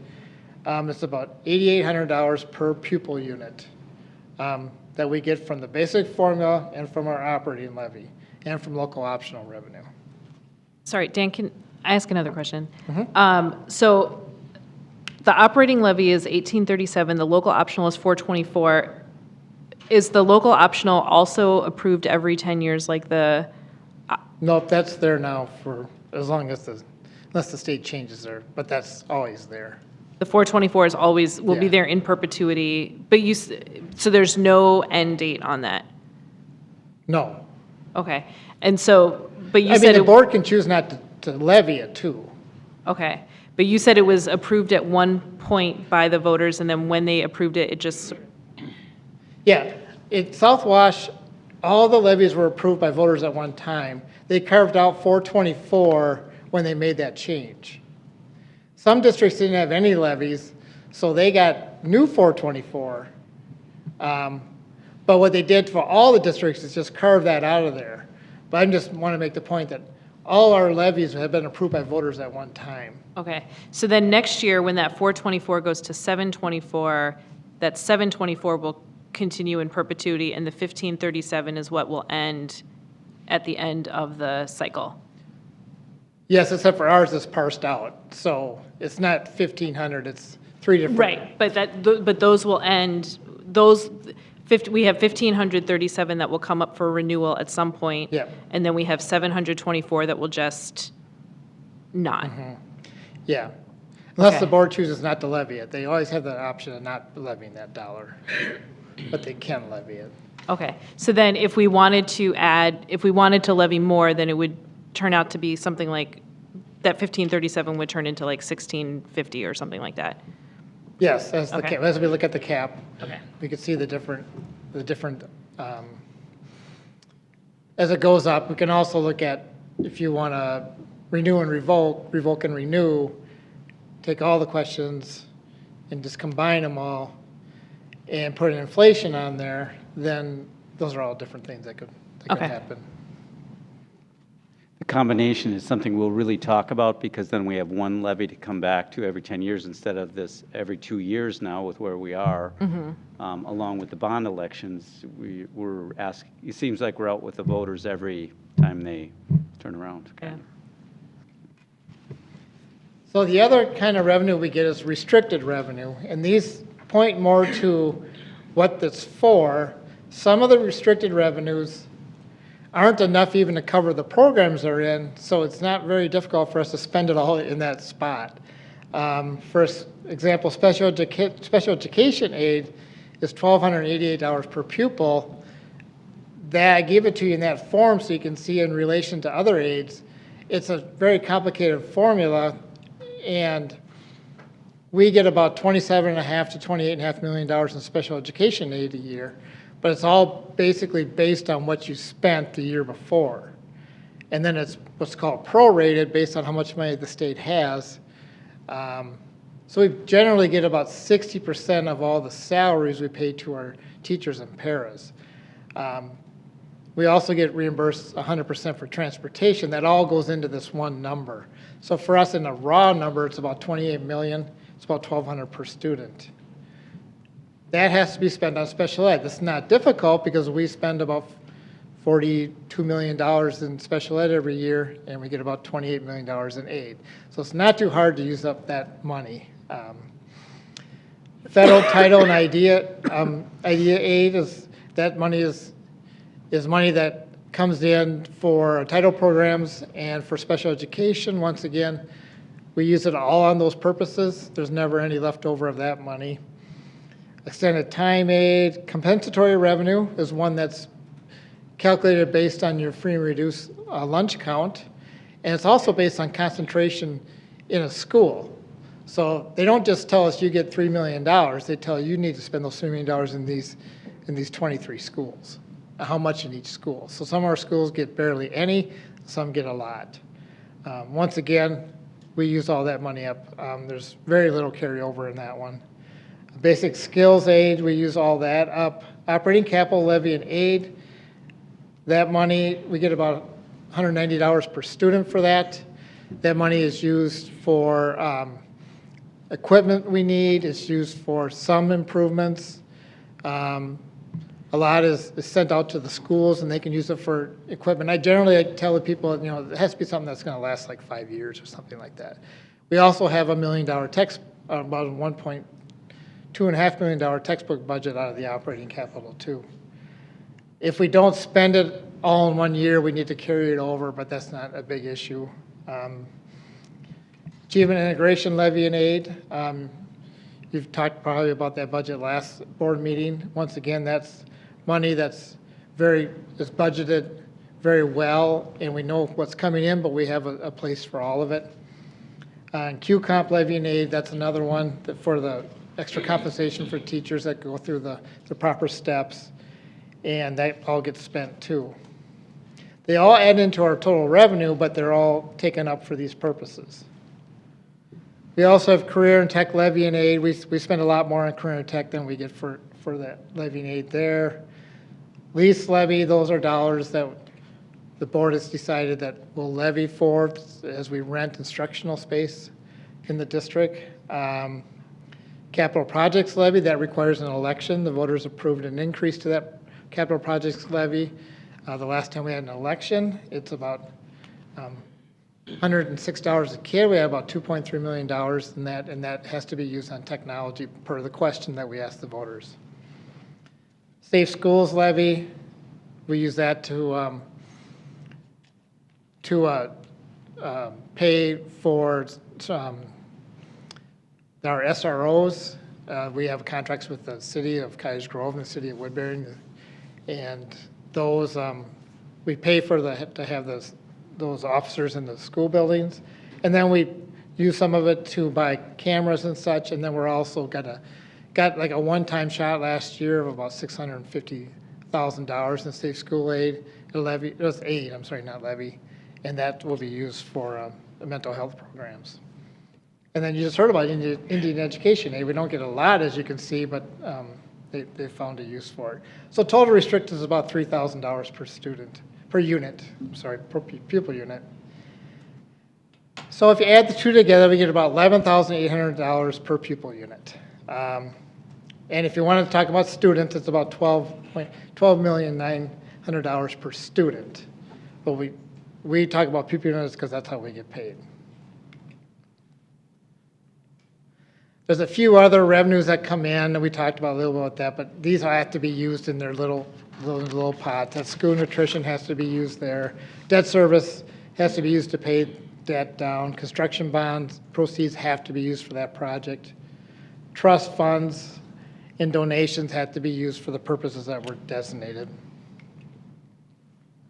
We'll talk a little bit about our expenditures. You've seen this many times. About $250 million for this school year, and about 57.5% are salaries and 22.8% are benefits. So most of the money is going to salaries and benefits. If we want to talk about program-wise, where does most of the money go? Well, the big green part is regular instruction, and this other blue part, big chunk, is special education, and then we have vocational in there too. So, and I'll show you this in a little different matter. And then we have instructional support, and we have pupil support. Pupil support, well, we'll talk about the definitions in a second. Just a note, I talked a little bit about special ed, but as you can see, what we have is what's called the cross subsidy. Every district faces this, where the blue line is what we spend on special education, and the other line is what we receive for revenues. The state has made some effort to help by establishing a cross-subsidy aid, which is 6% of the difference in here. It's not meant really to catch up, but it's meant to make sure this gap doesn't get any bigger. So as we look at how a dollar is spent, these are what the classifications are and what's in those classifications. So as we talk about classroom instruction, that's all the salaries and supplies in regular vocational and special education. Sites and building, that's all the cost to maintain, repair, and improve school and district structures and grounds, including utilities. The transportation, other one is the pupil transportation, but it's also the health services, the counseling, the social work, and the mental health. The administration you'll see on the slide is the school principals, the superintendents, and the school board. And then the district support is the human resources and finance and payroll and technology and student information. So this is how we spend our dollars here. 71 cents goes into classroom instruction. Oh, the other ones didn't show up on here. That's weird. The next group is, this doesn't do me any good. Sites and buildings. Can you see it on there? It's sites on, it's on our. It's on yours? Yeah. Okay. You can tell me what they say, I don't remember. Sites and buildings. Sites and buildings, the next one. Sense. And then it's probably Transportation. Transportation and Yeah, other. transportation and mental health. And then we got Administration. the principals and the superintendents, and then we got the district office. Dan? Yeah. Question, teachers who are on special assignment and doing administrative duties, do those show up in classroom instruction or do those show up in administration, those salaries? Those will show up in the, whoops. I went the wrong way. Uh-oh. Pepe has screwed up. Can't get out of here. The ones that, the TOSAs that work in the TLS, they'll show up in the 600 series, so they'll be in the instructional support. Okay, and the ones working in schools, like our yeah. SASs or our people working in an AP position kind of thing? Well, if they're working in an AP position, then they fall under administration. If they're working as a SAS, they're working for the teaching and learning services, and that falls under class instructional support, it's called. Okay. Thank you. Who did that?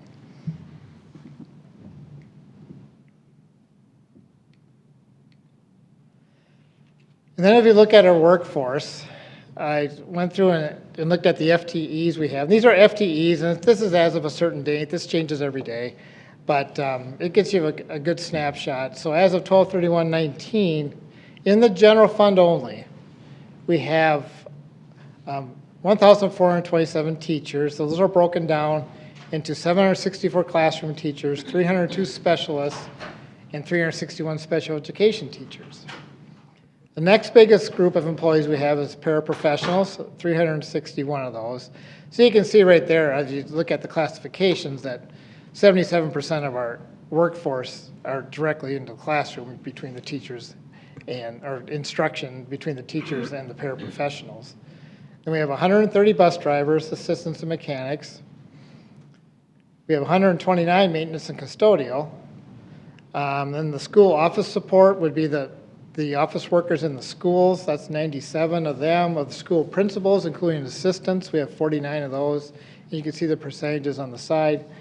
The district-wide administration would be the superintendent and school board and stuff, then also the directors of finance and human resources, things like that. And the district-wide office support would be like the student information workers, the human resource workers, the finance and payroll people. And district-wide instructional support, that's our teaching and learning services that you were talking about, Luis. 31 of those, and the technology support 13. So about 2,300 employees working in the general fund as of 12/31/19. We also have many employees in school nutrition and in community services too that we're not talking about here.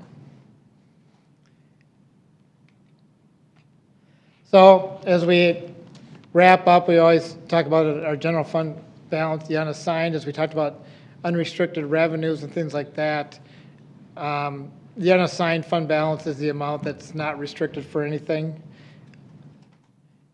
As you can see, it dipped down in 18 pretty low, but it came back in 19 pretty well, and we're projecting it to be about 4% at the end of 2020.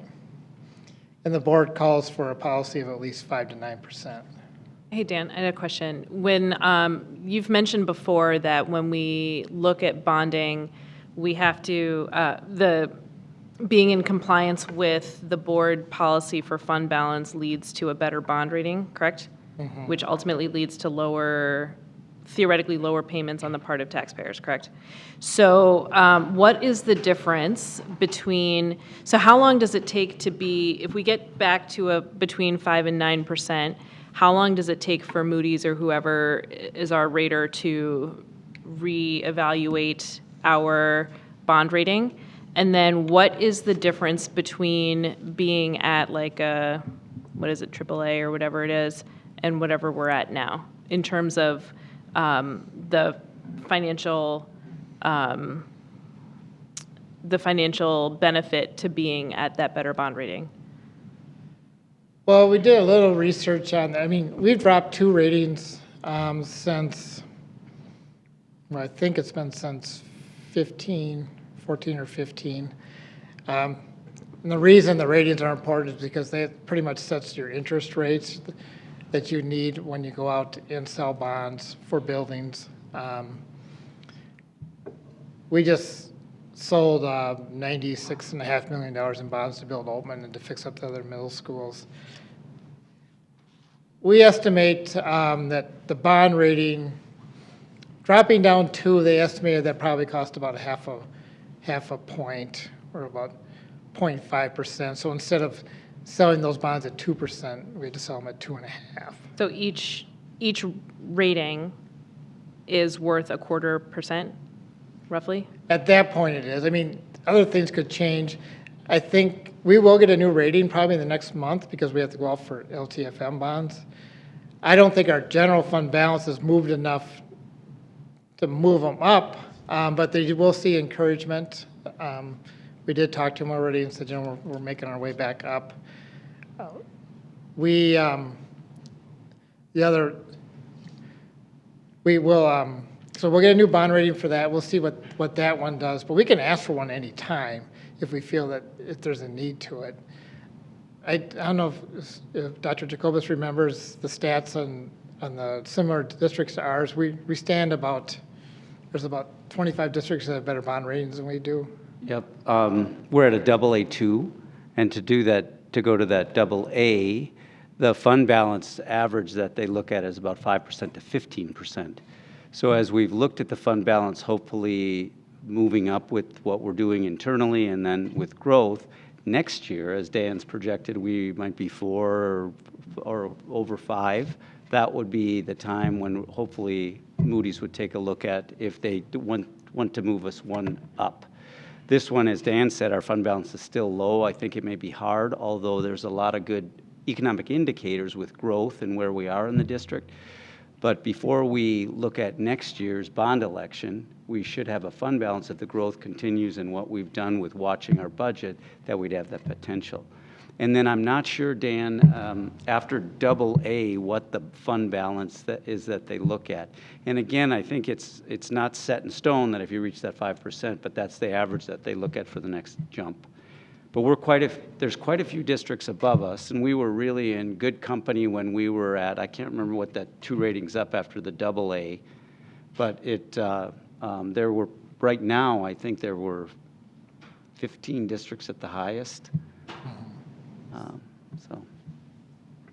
So in order to get at that, because you said AA is between 5 and 15% in the fund balance, so. It's one of the indicators they look at. Oh, it's an indicator, okay. Right, so yeah, it's not definitive that that's all they look at. Because they want to look at and we're lucky here because a big indicator is local economy, the market growth or the tax-based growth, and also unemployment rates, things like that. And we're doing very well in this district there. But it will be a factor. We'll have this rating call probably the next 3 weeks or so. I'll get a little more feeling for how they feel. And these are human beings too. It's not just automatically set up to say boom, boom, boom. They interview us and they try to find out what's going on and things like that. Depends on the stories Dan tells at the beginning. So other factors which influence our future fund balance, of course, state funding, as we talked about, the formula. This next legislative session actually had already started. It's not a funding year. There may be some outlying funding they might do. We'll still see if we get more safety money or make the safety money permanent, things like that. We're always asking if they could just bump up the formula a little bit. Enrollment, of course, is a big factor. I still use a more conservative approach than we get from our demographers, and hopefully those numbers will come in higher. Special education funding, if they can do more to stop the cross-subsidy, whether it affects our utilities and maintenance costs, mandates, the economy, and of course, inflation. Can I ask another question? Mm-hmm. So you had mentioned that the cross-subsidy, the state dampener, for lack of a better word, on the cross-subsidy, what percent was that again? Or how much do they give back? 6% of what the cross-subsidy for that district is. Okay. Is that in line with what our growth is? We'll find out. I mean, they thought that was the right number. We'll find out because it will take actually 2 years to find out, because the first year was only 2.8%. They might have done that just based on how much money they had. And then Tom Melcher, the former finance director, said that the 6.08% was based on keeping the tide down, but it's going to be a little different for every district. And if we have to add too quickly, we always get funded from the year before.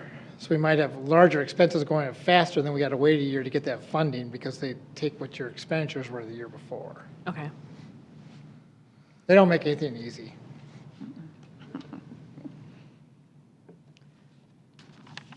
Other funds that we keep track of, we want to make sure they're okay. We have the school nutrition fund, which at this point we're projecting about a $1.2 million balance, which is fine. Community services, we're projecting about a $600,000 fund balance. And the school nutrition fund, as far as having a good fund balance, really what we can use that money for is to buy equipment. And when you have 24 different school buildings and you have to buy equipment in the kitchen for all those, it gets very expensive. So we try to make sure we get that fund balance built up a little bit. You'll be seeing their budget coming up in a couple months, and then we'll have to talk about what the future looks like for that.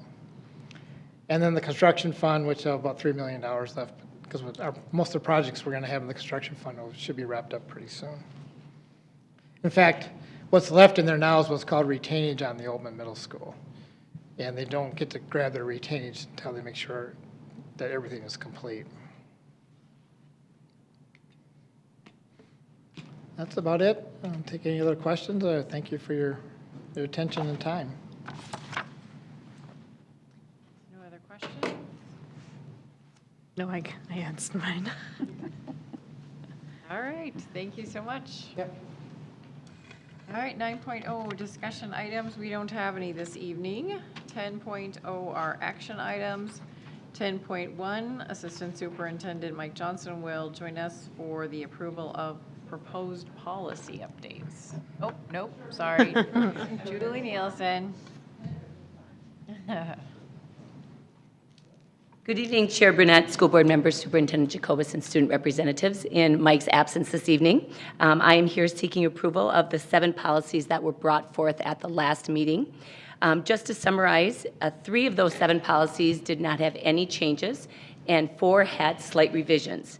And so for those watching, listening, or in the audience, Policy 201, legal status of the school board, that was just a policy that was reviewed. And a reminder also that Simi, Katie, and Pat all serve on that policy committee with other administrators. Policy 201.2, application and balloting procedures for school board vacancy, that was a policy that was just reviewed. And the third policy that was just reviewed with no changes, 904, distribution of materials on school district property by non-school personnel. The 4 that had slight revisions included policy 510.1, which included athletic and activity participation. And if you recall from the last meeting, that was just an adjustment in terms of when we allow 8th grade students to participate once registration is done with our 9th graders. Policy 510.3, athletic and activity fee schedule. Just to note, the revision was a change from $90 to $100 when it came to the rental of band and orchestra instruments. And the third policy, Policy 606, textbooks and instructional materials, that just provided the Minnesota statute that allowed parents, guardians, or adult students to make a request for curriculum resources. Along with that, there is now a form that families are asked to complete. And finally, Policy 705, investments. There was a revision from 75% to 100% in the local government investment pool. And so with that, we are seeking approval this evening. So moved by Pat. Sorry, moved by Pat. Second. Second by Sharon. Any questions or comments on this one? I know we had some discussion at our workshop a couple weeks ago, but no. All right, all those in favor say aye. Aye. Any opposed? Motion carries. Thank you. Thank you. 10.2 is the approval of our achievement and integration plan, and our Director of Achievement and Integration, Corey Thompson, will join us one more time. Good evening, Madam Chair, board members, and student reps. At our last school board meeting, I shared the goals for the 2020-2023 Achievement and Integration Plan. I also provided to you guys also a budget summary, just for your information. This evening, I'm seeking approval for the goals for the 2020-2023 Achievement and Integration Plan. Before we move forward, I just wanted to see if there are any questions that you had. I actually just had the one, which is, we had talked last time about what being successful in those classes look like. Do you think you'll have, or you'll be able to articulate what success equates to over the next year or so? Yes. Okay. So some of the things, as I said before, wanted to talk, because the parents asked for that language. Yeah. So wanted to get some more ideas from our Achievement and Integration Parent Advisory Team, but then also working with teaching and learning, and also with other staff members or teachers that actually teach the class, and get more input from that. And what success means? Yes. Awesome. Yes. Any other questions? All right, so all those in favor, oh, sorry, I need a motion to approve our Achievement and Integration Plan. So moved. Second? Moved by Sharon and second by Pat. All those in favor say aye. Aye. Any opposed? Motion carries. Okay, Thank you. 11.0, reports and comments. 11.1 is our superintendent's report. Thanks. Just briefly, this past Monday, our secondary students from our student advisory, the Superintendent Student Advisory Committee hosted a student-led conference at Park High School. They led presentations on school safety, vaping, mental health, career and college readiness, and cultural awareness for their peers. The goal was to empower the students to gather information on the issues they felt that were very pressing, and then to bring recommendations back. We will look at all the recommendations that were gathered and ultimately bring some proposals to the large group strategic plan review committee in the spring to put in our strategic plan. We have spent a lot of time, and we have in our strategic plan the importance of student voice. We've talked with the advisory. They brought things forward that we did put in the strategic plan in the past, and that this student-led conference was a way for them to look at the issues, present, and gather directly from students. I want to say they did a phenomenal job. They worked hard on the presentations. It's difficult to present to your peers, to get your mind around some of the concepts they wanted to look at and what should they present, particularly with vaping. There's so much information out there. And they did a tremendous job. The four people who really lead the advisory and put this together and pulled our students together are Leah Bullios, Ashley Ruka, Kelly Isaacson, and Jonathan Hunt. I'm fortunate that they said we would like to be part of the advisory, and they take the advisory and run with it. We had it on a day off because we wanted to spread out and make sure we could use the a normal school day. We also were hoping that the attendants would be the students who really were interested in coming and not looking at it as a field trip. In the evening, we struggle with so many students involved in activities that it's harder to take a look at getting, for their ability to be there. We'll have to reevaluate because the attendance was not very good. It might be a 4-day weekend too. We had the Friday off and then Monday, and kids are traveling and doing things. But I couldn't have been more proud of our students, and I think now we will process the data. We got some great data. We also had a wonderful story in the bulletin about this student-led conference, and so I can send you the link to that as well. And quickly, but very importantly, we are joining other school districts throughout the state to salute local education leaders during Minnesota's annual School Board Recognition Week this week. The commemorative week is designed to recognize the contributions made by Minnesota school board members, including the South Washington County School Board, who are charged with governing public education under state law.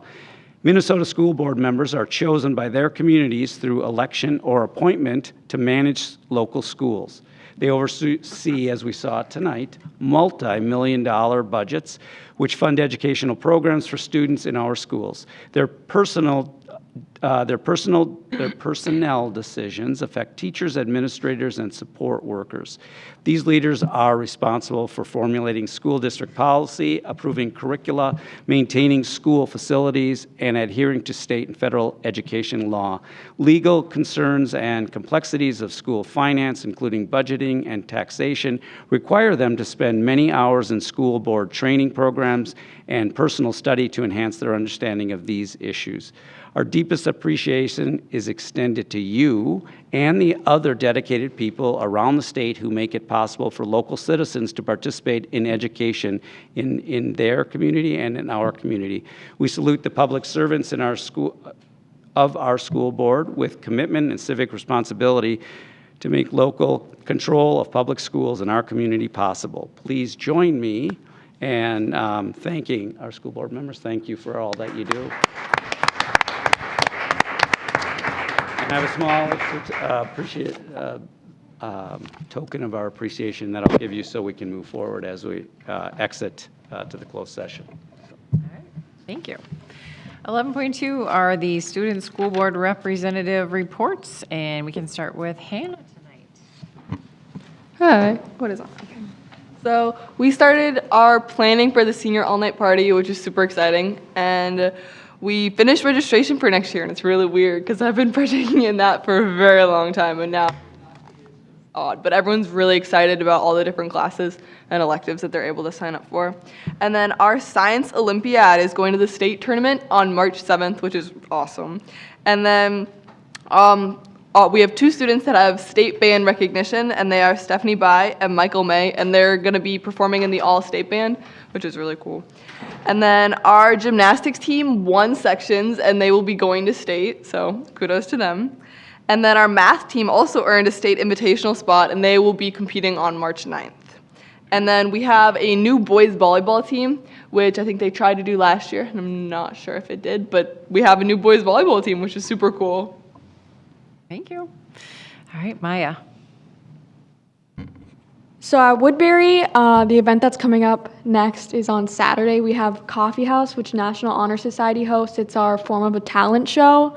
Kind of intense, where we have this whole audition process and there's a committee and there's 2 acts, and it's my favorite event that we have, where there's a theme every year. This year it's Enchanted Forest, and so the decorations committee in NHS truly does an amazing job in transforming the cafeteria, because usually that space, it has no windows, like it's kind of a dreary area, but they like add lights and they paint, and it's incredible. And so that's on Saturday.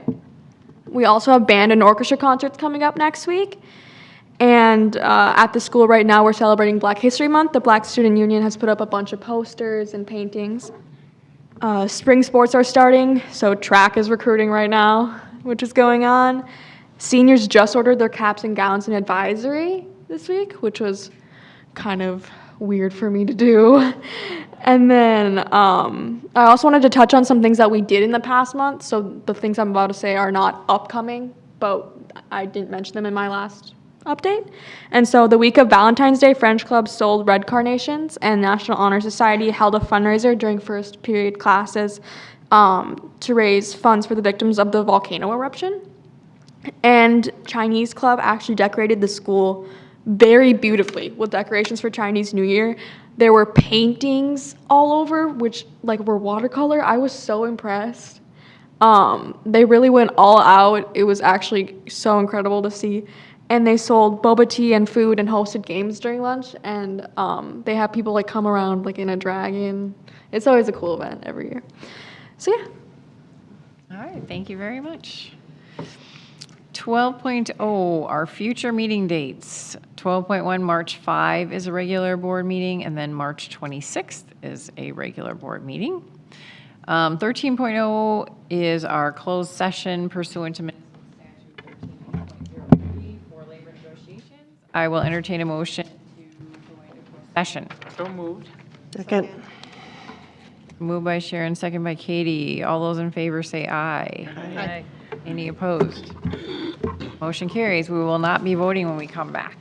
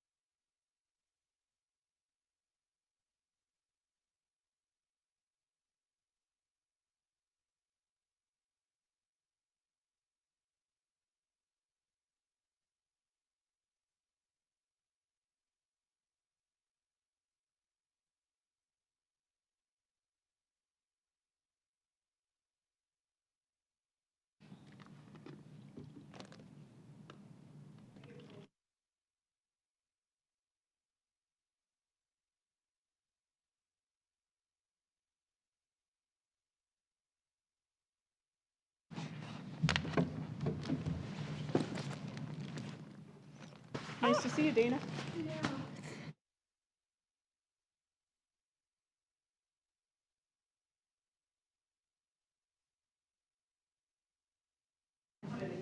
You should just take a nap.